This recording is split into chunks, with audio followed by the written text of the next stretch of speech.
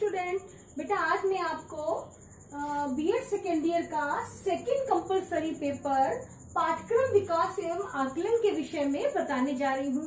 बेटा इसके पहली क्लास में आप लोगों ने पाठ्यक्रम में शिक्षक का क्या स्थान है इसके विषय में पढ़ा। बेटा आपके पेपर में शॉर्ट क्वेश्चन में ये क्वेश्चन हमेशा आता है कि पाठ्यक्रम में शिक्षक का क्या स्थान है। तो बेटा आपने इसके पहली क्लास में पाठ्यक्रम में शिक्षक के स्थान के विषय में पढ़ा। आज मैं आपको पाठ्यक्रम विकास के सिद्धांतों के विषय में पढ़ाऊंगी। बेटा शिक्षा और शिक्षण के उद्देश्यों को निश्चित करने के लिए पाठ्यक्रम का विकास किया जाता है। एक मतलब कि एक नागरिक को सुव्यवस्थित और सही ढंग से कार्य करने के लिए पाठ्यक्रम में सिद्धांतों का विकास किया जाता है, जिससे पाठ्यक्रम जो सही रूप से चल सके और पाठ्यक्रम का नियोजन रुचिपूर्ण ढंग से हो सके। तो बेटा पाठ्यक्रम के कुछ मुख्य सिद्धांत हैं जो निम्नलिखित हैं। पाठ्यक्रम के सिद्धांत, तो बेटा इसमें सबसे पहला है उपयोगिता का सिद्धांत। उपयोगिता का सिद्धांत बेटा पाठ्यक्रम का जब हम निर्माण करते हैं तो पाठ्यक्रम में इस तरह के सिद्धांतों का निर्माण करना चाहिए जो उपयोगी हो, मतलब कि जो बच्चों की शिक्षा के लिए उपयोगी हो। जैसे कि अगर हम प्राथमिक शिक्षा के बालकों के पाठ्यक्रम का निर्माण कर रहे हैं तो उनकी बुद्धि और विवेक के अनुसार पाठ्यक्रम का निर्माण कर सके। अगर हम माध्यमिक कर रहे हैं तो बच्चों की जो सोच और समझ है उसके हिसाब से।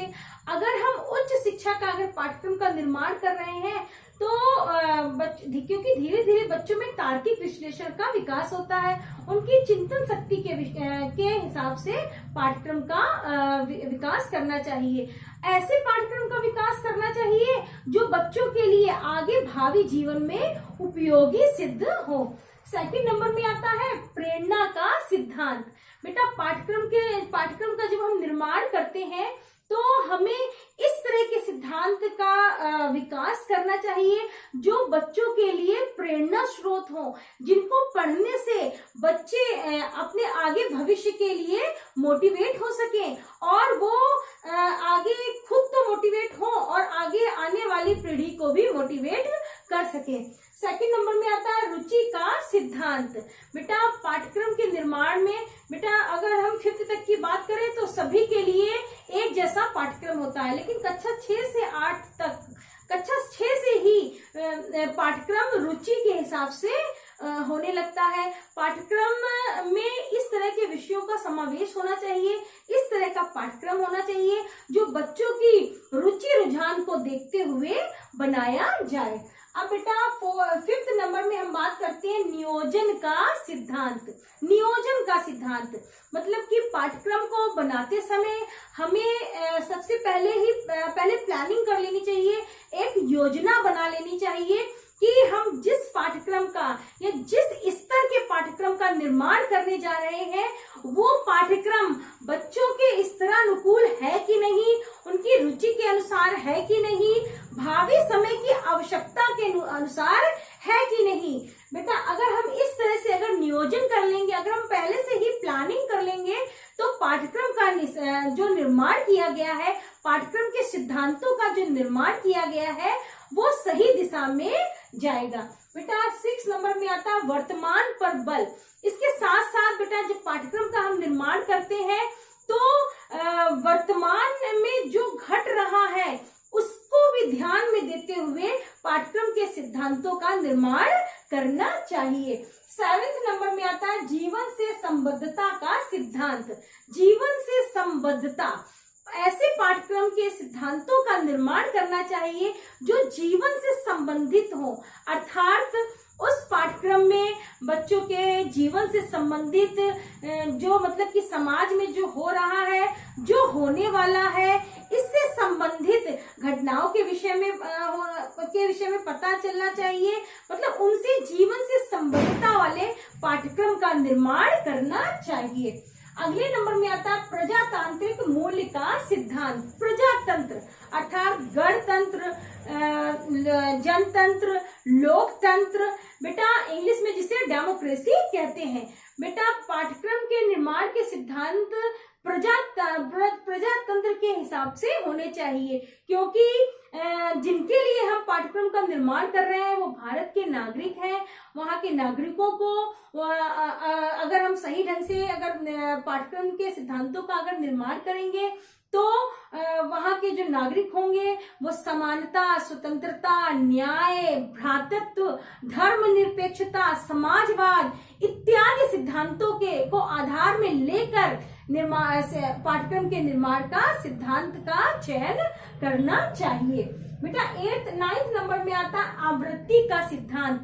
बेटा जब हम पाठ्यक्रम के सिद्धांतों का निर्माण करते हैं, भाई उपयोगिता देख ली, प्रेरणा, समन्वय भी, मतलब कि आपस में चीजों का जो समन्वय का जो सिद्धांत होता है, जब आपस में दो चीज एक दूसरे से मिलकर बनाई जाए, मतलब कि पाठ्यक्रम ऐसा बनाया जाए जो आपस में मिलता जुलता हो, समन्वय का सिद्धांत हो, रुचि का सिद्धांत, नियोजन, वर्तमान में बल, प्रजातांत्रिक मूल इत्यादि तरह के सिद्धांतों का जब हम प्रतिपादन करते हैं तो उसके बाद हमें उन चीजों को बार बार रिपीट करना चाहिए, आवृत्ति करना चाहिए। अर्थात अगर हम दोहराते रहेंगे तो हमारे अंदर जो भूलने की प्रवृत्ति है हम उसे भूल नहीं पाएंगे और वो हमारे संज्ञान में हमेशा रहेंगे। मतलब जिस तरह के सिद्धांतों का निर्माण किया जा रहा है या जो भी सिद्धांत, जो भी प्रिंसिपल्स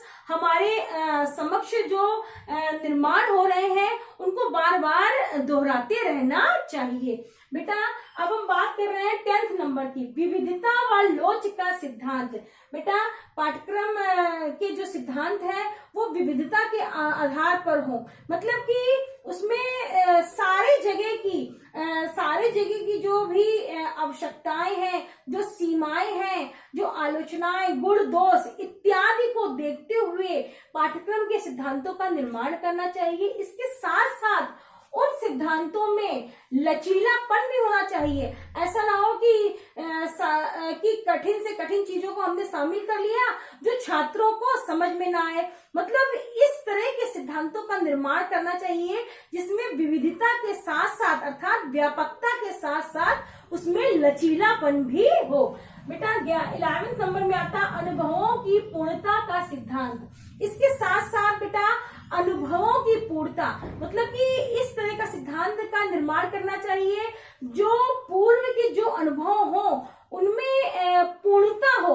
अगर हम अनुभव की बात कर रहे हैं तो जॉन डीवी, जिन्होंने अनुभव से संबंधित अनेक प्रयोगशालाओं में अनुभव से संबंधित सिद्धांतों के विषय में बताया, जिनकी पुस्तक बेटा जिन्होंने एक पुस्तक लिखी थी डेमोक्रेसी एंड एजुकेशन।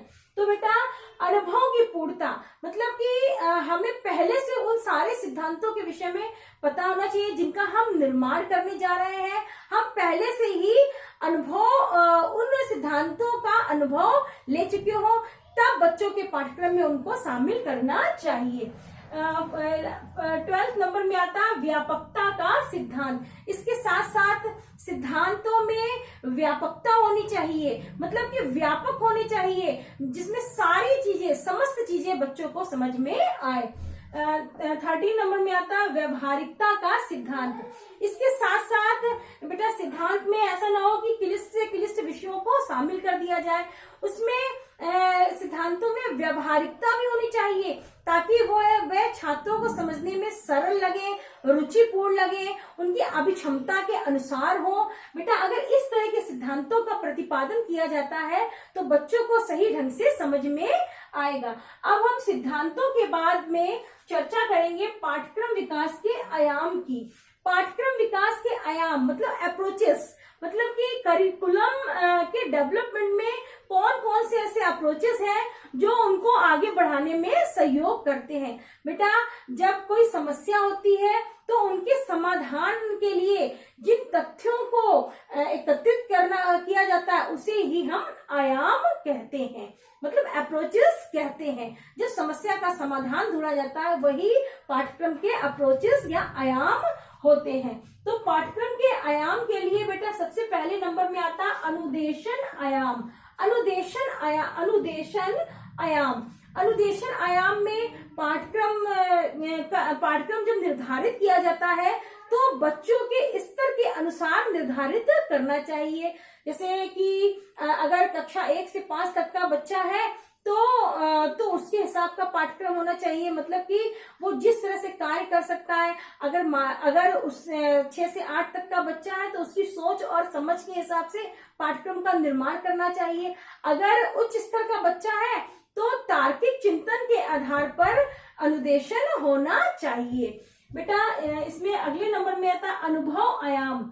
अनुभव आयाम मतलब कि जब हम पाठ्यक्रम के विकास के अप्रोचेस के बारे में अगर हम ढूंढेंगे तो उसमें हमें सबसे पहले अनुभव प्राप्त हो जाना चाहिए। अगर हमें उस चीज का अगर अनुभव प्राप्त है तो हम सही ढंग से पाठ्यक्रम का निर्माण कर पाएंगे। अगले नंबर में आता है कक्षा पाठ्य वस्तु आयाम। कक्षा पाठ्य वस्तु मतलब कि कक्षा में किस तरह की पाठ्य वस्तु को निर्धारित करना है, किस स्तर के बालकों के लिए कौन सी पाठ्य वस्तु का निर्धारण करना है। इन सब के लिए हमें सबसे पहले कक्षा पाठ्य वस्तु का निर्धारण कर देना चाहिए कि इस तरह की पाठ्य वस्तु इस स्तर के बालकों के लिए निर्धारित की गई है। अगले नंबर में आता है पाठ्य वस्तु का आयाम। कक्षा पाठ्य वस्तु के बाद पाठ्य वस्तु मतलब कि जो भी पाठ्य वस्तु या पाठचर्या को हमने निर्धारित किया है वह जिस कक्षा के लिए निर्धारित किया है वह उनके अनुकूल है कि नहीं, इसका निर्धारण हमें पहले ही कर लेना चाहिए। तभी हम पाठचर्या को सही ढंग से संपादित कर पाएंगे, बच्चों तक पहुंचा पाएंगे। बेटा ये थे पाठ्यक्रम विकास के आयाम, अनुदेशन आयाम, अनुभव आयाम, कक्षा पाठ्य वस्तु आयाम, पाठ्य वस्तु आयाम। बेटा ये पाठ्य वस्तु विकास के आयाम अधिकतर शॉर्ट क्वेश्चन में ही आते हैं और ये पाठ्यक्रम के सिद्धांत जो है वो अधिकतर लॉन्ग क्वेश्चन में ही आते हैं। तो बेटा ये पाठ्यक्रम के सिद्धांत मोस्ट इम्पोर्टेंट है, ये आप लोग को अपने जो परीक्षाएं हैं उसमें इसकी तैयारी करनी होगी। बेटा अगली क्लास नेक्स्ट रन में। Thank you.